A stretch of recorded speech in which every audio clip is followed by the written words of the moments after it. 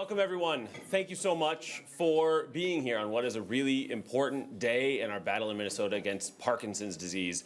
It's a terrible disease that is affecting over 1 million folks, and 90,000 new diagnoses happen every single year. And so what we have today are a suite of bills that are really, really important for the health and for the future of Minnesota. And so we have my bill, which I'll just briefly talk about here first, and then Representative Purcell's bill. And then we have a lot of advocates and folks who have been, who are living with Parkinson's and early onset Parkinson's, and how important it is that we work on this together in the state of Minnesota. And so my bill will ban a chemical called paraquat. And so paraquat is a chemical that was used a lot in the 50s and 60s and has not been used very much anymore. It's used very little. In fact, Syngenta, who is the main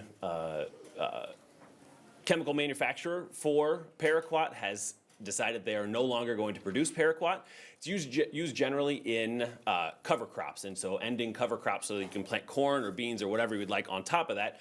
And so it is hardly ever used in the state of Minnesota. It is one of the main drivers, as we know from a lot of data, that is a cause of Parkinson's and early onset Parkinson's, and we would help save many, many lives here in Minnesota and keep people from getting Parkinson's if we were to pass this bill today. So again, we have a bill to ban paraquat. It's really, really important that we continue to move this forward and get this done.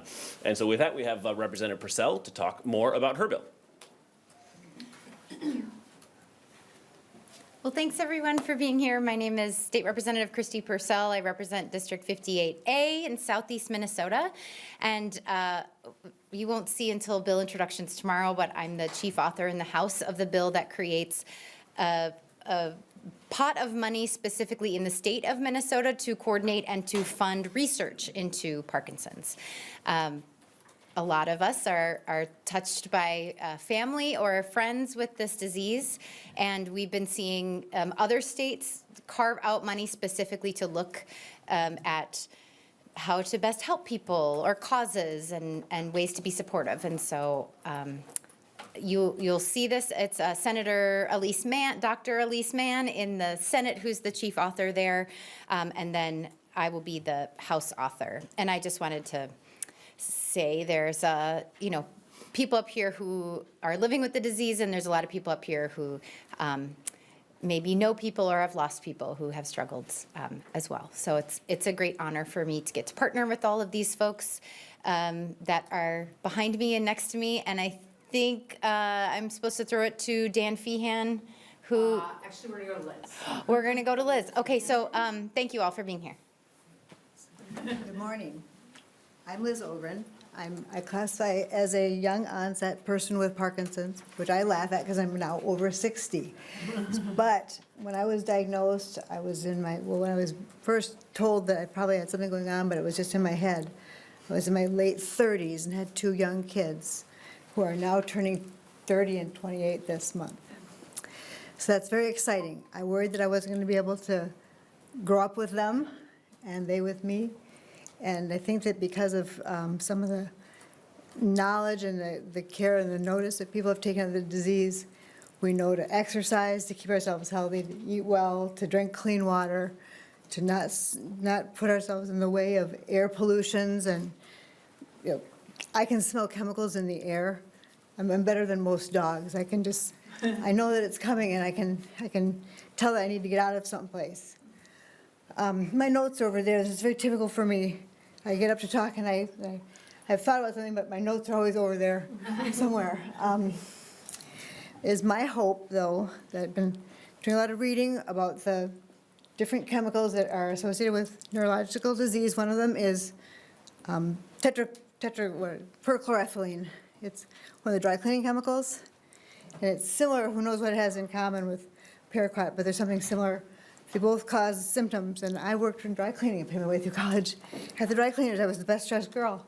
Who knew? Who knew I could look like this later?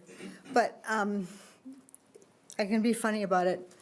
I have a great support system, and that's what matters. When you walk into a room, here I can see, I don't know all of you, but when I came here this morning, my husband and I were lost in the rat maze for quite a while down here.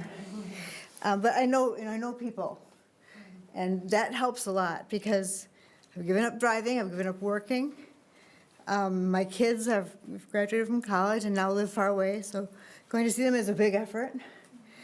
If I had to do all this without the support of my family, my husband, who is retired now, retired a little bit early so he could hang out with me, and if I had to do it without them, it would be impossible. I have friends who sometimes push me around in a wheelchair and sometimes walk with me, know that I try to do 4 miles a day. And it's all of you people working for us that helps us keep going. So, Lisa, should I pass it to you? See if you have your notes. Lisa has her notes in her hand. Meredith, is that okay? Go right ahead. Okay. I'll just pick on whoever's. So thank you for the opportunity to share my perspective on how we can make our great state of Minnesota a better place for not only those of us living with Parkinson's, but also for all of us living under the threat of the growing prevalence of this disease.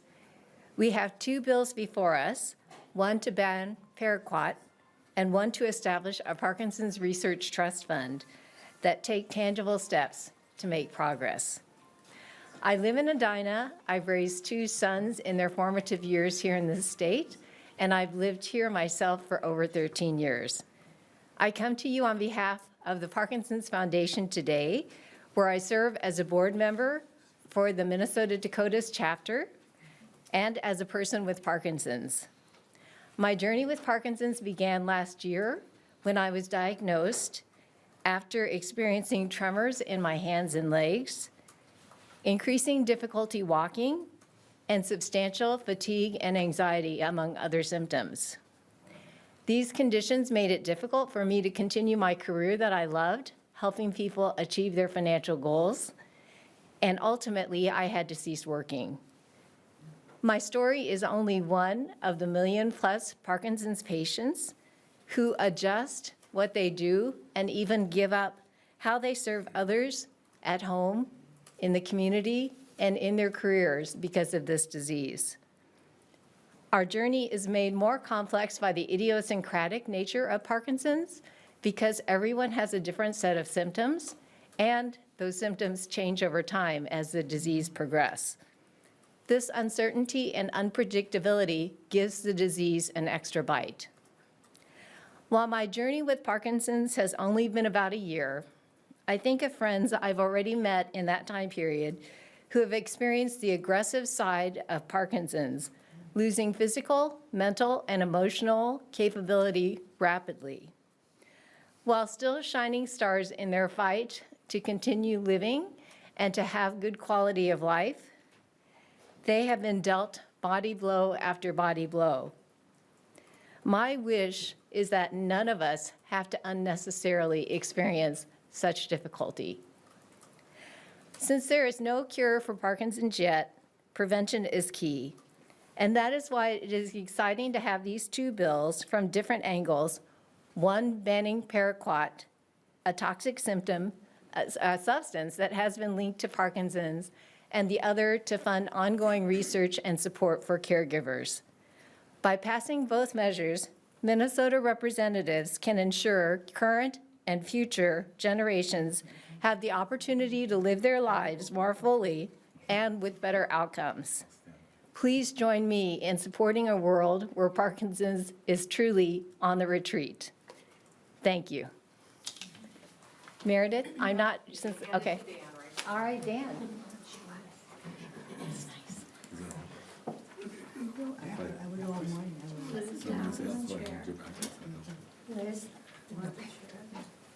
I'm okay. I would go all morning and I stop with you. Yeah, good afternoon. My name is Patrick Ryan. I was diagnosed with Parkinson's 11 years ago, and I think it's great that you're opening it up so that you get to see all these folks that are affected by Parkinson's. I am one who's been pretty lucky. My symptoms are minimal. I don't have any shaking, and the person who's most in touch with my disease is probably my wife, my caretaker, and she helps me every day, helped me today to get here. including that walk. And I don't usually have the walker, but I knew that if I was in a public building, there'd be large expanses of places I had to walk. Yeah, I'm just so thankful to get here and see these folks.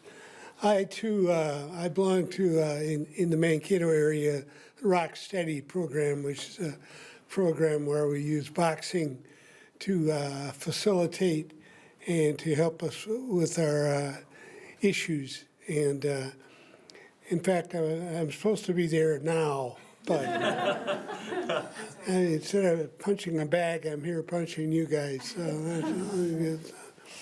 Yeah, so anyway, like I said, it started 9 years ago, and I've, for the last few years, I've been doing a program every year through the Minnesota Arts Council called The Humor of Pat Ryan and Parkinson's. And the theme of that is to try to show the lemons, or the lemonade that comes from the lemons of Parkinson's, and I'm surely, truly a victim of that. So, including, if you don't know, one of the symptoms is vivid dreams. And I have vivid dreams, and they're not nightmares, and they're not unpleasant at all. So there's a lot of things that have been happening because of it that are good things for me. I have 4 grandchildren. My son and daughter are in Minnesota working, and they see it every day, the Parkinson and the increase. So as you know, with Parkinson's, people don't die from Parkinson's, they die from the effects of it. And that's kind of a good thing to know about Parkinson's. And I am hoping that I'm hearing all these things. It gives me hope that there's be more funding in the future for more programs like this. So Meredith here is a former student of mine, and she and I worked with Tim Walz. I don't see him in the room today, but when he ran for governor. So we got the note, and I thought, well, this gives me a chance to get out and say something. So to all of you, thank you very much for having us here. And I'll give it up to whoever is next. Sure.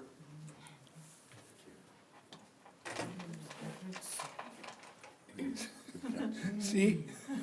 That's what It's it's like doing a semi out of a little smart car spot, you know?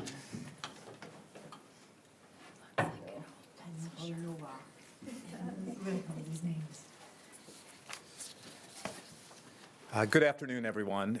Thank you for being here on what is an important day for the Minnesota Parkinson's community that you've been hearing from in part today. My name is Dan Feehan, and I'm the Chief Policy and Government Affairs Officer for the Michael J. Fox Foundation for Parkinson's Research. The Fox Foundation is the world's leading funder, nonprofit funder of Parkinson's research. I want to begin by thanking the leaders who made today possible, Representative Tabke, Representative Purcell, Representative Hansen, Senator John Hoffman, Senator Abler for sponsoring the legislation first to ban paraquat, and a sincere thank you to Senator Mon and Representative Purcell for their forward-thinking leadership in establishing the Minnesota Parkinson's Disease Research Trust Fund. While not all of our champions are here in person, we're deeply grateful for their leadership and partnership in advocating for these critical bills. We're especially grateful to the members of the Parkinson's community that are here with us today to support these 2 important measures. It takes a lot. You heard a little bit about the logistics it takes simply for a Parkinson's patient to get from point A to point B, especially to come into public and especially to talk about something so personal and important to them in their Parkinson's disease. Parkinson's is the world's fastest growing neurological disease. More than 1 million Americans are currently living with it, and 90,000 new Americans are diagnosed with Parkinson's every year. Families across Minnesota understand this diagnosis, the physical toll, the emotional toll, the financial toll that it takes on families. And for me, Parkinson's isn't an abstract issue. It's within my family. It is my grandfather. It is men and women that I have served with in the military who came home and find themselves with a Parkinson's diagnosis as well, and that's why today matters. Genetics are part of the picture in understanding Parkinson's, but environmental exposures play a significant role in increasing someone's risk of having Parkinson's disease. The scientific evidence linking paraquat specifically to Parkinson's disease is among the most strongest and concerning connections that exists. Research shows that people who handle paraquat are about twice as likely to develop Parkinson's disease in their lives. Those who live near a field that has been treated with paraquat also face elevated risk. So this is about Minnesota's farmers, it's about our farm workers, and it's about rural communities as well. Banning paraquat is a common sense public health measure. It's about reducing preventable risk and protecting Minnesotans. At the same time, the Minnesota Parkinson's Disease Research Trust Fund represents a forward-looking investment in science that is right here within our borders. Funding research in Minnesota strengthens local institutions, supports innovation, and accelerates breakthroughs that benefit not just our state, but the entire country. Investments in science has a ripple effect, drives economic growth, advances care, and brings us closer and closer to treatments and ultimately a cure. So on behalf of the Michael J. Fox Foundation and the Parkinson's community, we urge legislators to support these two important pieces of legislation. This is about prevention, it's about progress, and it's about standing with Minnesota families that face Parkinson's today and those at risk tomorrow. Thank you. Anyone else? Yes, apologies. Yeah, please. Maybe the boxing club wants to say something. Oh, yeah, no, these folks are amazing.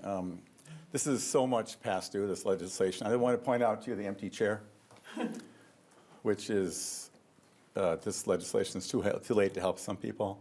Many have passed unnecessarily. Today's the day, now is the time.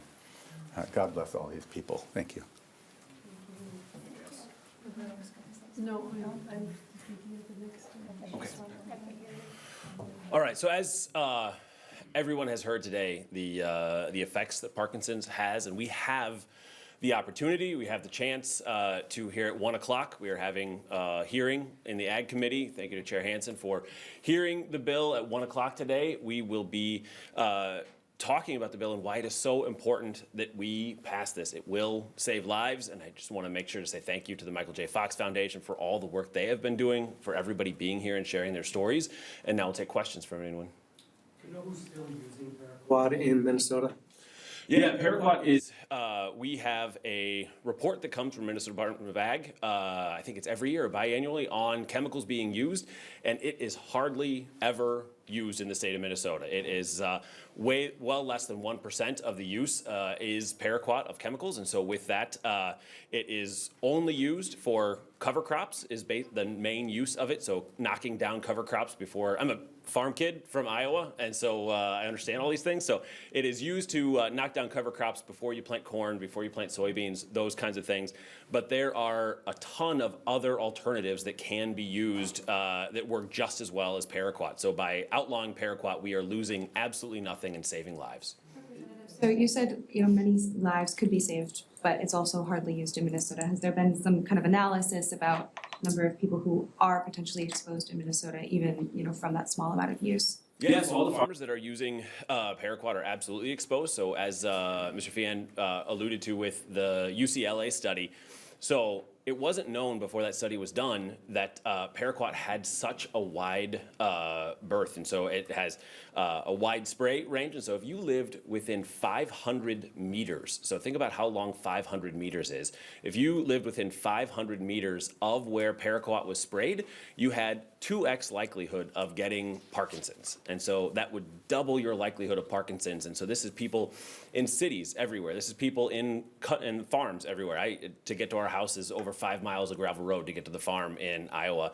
And so 500 meters is a really wide spray. And it wasn't known before that. And so with that, it is really important that we stop the use of paraquat and make sure, because Syngenta has stopped the manufacture of paraquat, but it is a comment, so you have generic manufacturers. And so it can be used and it can be increased. And so we want to make sure that that does not happen in Minnesota. It seems like there are a lot of countries globally that have banned paraquat outright. Is there a reason, to your knowledge, that that the United States hasn't done that on a federal level yet, and what roadblocks might appear with that passing this legislation. Yeah, on the federal level, there is, as a farm kid, you know that there's a very large ag lobby that doesn't like to have the banning of chemicals happening. And so we want to make sure that it's very clear and concise on this specific issue, how detrimental it is to the health impacts of Minnesotans. And so we need to make sure that we are passing this law to save people. This is, Syngenta manufactures this in England. It is a banned chemical in England. Syngenta is owned, it's a wholly owned subsidiary of the country of China. And so China owns Syngenta, and they are the folks that they also banned paraquat in China. And so the vast majority of countries, the entire European Union, have all banned this chemical, and we need to in the United States and in Minnesota, because that's what we can control here today. You mentioned that ag lobby doesn't love banning chemicals, and there's a few groups that are going to testify today in opposition of this bill. What other opposition are you anticipating on this? That is the only opposition that we have. I mean, if you look into the faces of the people who are up here today, I don't know how you can say that this is something that we shouldn't ban. It is something that has alternatives that can be used that are significantly safer, and people who are using it just don't know the detrimental effects that it does have, and so we should ban it in Minnesota. Can you get a Republican vote in the House for this? I sure hope so. I hear that the strongest link is for this chemical that you're talking about in your bill today, but that there might be some evidence to suggest other chemicals or also, can increase somebody's likelihood. What are those, and is there any effort to target those, or are you waiting for more data to come out about the link there? Yeah, today what we are talking about is Parkinson's and paraquat, that specific link between those two things. Parkinson's is something that is directly tied to the chemical paraquat, and so we know that, and that's what we're working on today. But in addition to that, my father passed away. He was a farmer, passed away summer of 2024, and he had cancer that killed him within months, and we also know that that was chemically induced. And so we as Minnesotans, I think, in order to protect our folks and protect farmers and protect people, we need to take a good look as to the benefits of these things. But today we are making sure that we are hoping to ban paraquat to get this out of our system so that we are able to help reduce the number of Parkinson's diagnoses that happen in Minnesota. Purcell, can I ask you about your bill just a little bit? There's about $330 million a year in federal funding from the NIH for Parkinson's research, and I'm wondering, why do you want to do it just in Minnesota as well, adding on to that? I think there's a couple of reasons. I mean, we've seen things really shift in the federal landscape, especially around health issues, and Parkinson's is still an issue in Minnesota that I think most Minnesotans care about. And so, you're talking to state legislators, so we can only control what happens in the bounds of our state. In addition to that, I mean, we have these incredible research institutions, the University of Minnesota, Mayo Clinic, et cetera. And so to have a clearinghouse where not only funds can come from, but coordination can happen inside of, so there's not duplication, and we're able to communicate within the state. I think it's just an opportunity to really have Minnesota be a state leader, and we've seen other states do it, and so it feels possible like we could do it too. A hub basically for research? That would be great, and as was mentioned, I mean, when you have research, you've got the scientists, and you've got, bringing their families here, and so it's just an additional way to support the community of folks who need care and can benefit from research, but also the folks providing that care and research. I hate to be the one that asks the budget question, but how are you hoping that this kind of fits into the grander state budget, especially where things stand right now with the forecast we got recently? I'm happy to give it to the Ag Chair. I'm not sure 25 million is going to be in the budget this year, but dream big. So do you want to take this, Rick? Rick Hansen, South St. Paul, co-chair of Ag in the House. I think many committees are looking at the issue of money. Today, the paraquat bill will be held over. We will not be voting on it because there's a request for a fiscal note. What that means, we're going to look at the fiscal cost of it. I think we can use that opportunity to ponder the testimony that we're going to hear today, to have that thought of what we're going to hear and digest that thought on what we're going to hear. I am asking our colleagues, throughout the legislature, whether it's the House and the Senate, to just keep an open mind, pay attention, consider the consequences of the vote that we have, and I think they will come to a conclusion. I don't think there will be a cost on the Paraquat bill, on the health bill. We are going to be laying foundation for the future here, that when you look at the states, with what's happening with the federal government, the states are the laboratories for democracy. Minnesota has always been a leader locally, and if we take action here and we start taking action in other states, putting that together, successful politics is about addition rather than subtraction, and so we can make this happen. For example, I just asked Representative Kosnick to stay here. I don't know if he's going to vote for the bill or not, but I asked him to stay here. And that's what we have to do, is to ask people, and for their constituents who are affected by Parkinson's, to ask their legislators to stay, ask their legislators to open their ears and open their eyes, and consider here's a vote that can have a huge amount of difference to people. So we'll start that journey today. It will not end today. We hope that we'll be able to achieve this. I think we can. I think we will be able to do that. I really want to thank Senator Abler, who had to go. That shows it's bipartisan in the Senate. Senator Hoffman, also a leader on this issue.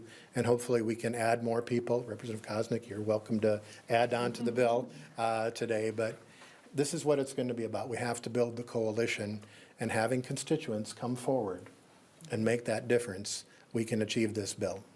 And the Patients, perhaps, especially one who's had it for quite a while. What kind of your vision of the future was when you got the diagnosis, where you thought we'd be today, and where you hope we go in the future?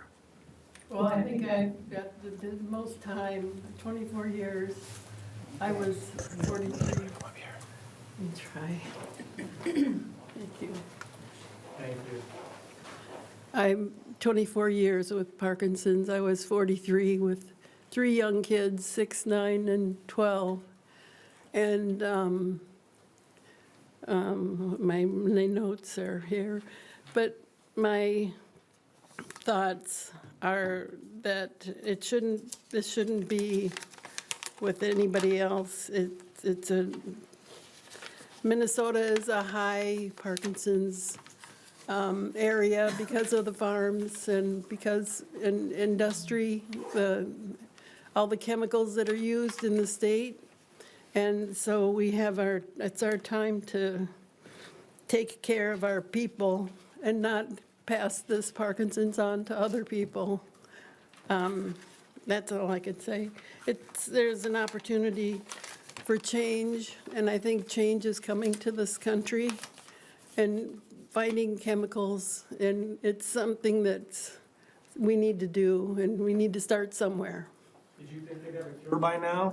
I was told when I was diagnosed I'd have 5 to 10 years, and I've had brain surgery, and they're coming out with ways to try to make it better, but they don't have a cure, and they don't have anything now that can make it easier for us. It's the same medication for 30 years. So there's add-ons, but there's the same medication. So they needed time, as Neil, to make a change. Thank you. Your name and a little. Oh. What's your name? Roberta Niver. She's Grant's mom. Thank you.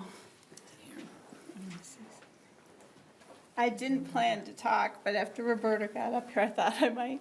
My name is Lynn Johnson, and I've had Parkinson's for 15 years. And when I was diagnosed, my kids were 10 and 15. And I remember my 10-year-old had looked online, which is not a good thing to do when you're little, and saw some things about Parkinson's. And one day he got mad at me, and he was yelling. And he said, "Mom, it doesn't matter what you say because you're going to be dead soon." And that was his understanding of Parkinson's, which really upset me. I'm still upset when I think about it. I didn't think I'd be dead now, and I don't know what my future is going to be. But I would say that these people, like Roberta and Liz, who's the first person I reached out to when I was diagnosed, they're my Parkinson's perks, and they keep us going. And my grandfather had Parkinson's, and he was a farmer. Then I got it, and now my mom has it too. And none of us have a genetic link to the Parkinson's, so we know it's got to be environmental somehow. And so anything that can be done to help. I mean, I had to stop working. My husband's retiring soon because he feels like he needs to be able to take care of me. And yeah, just it's really hard.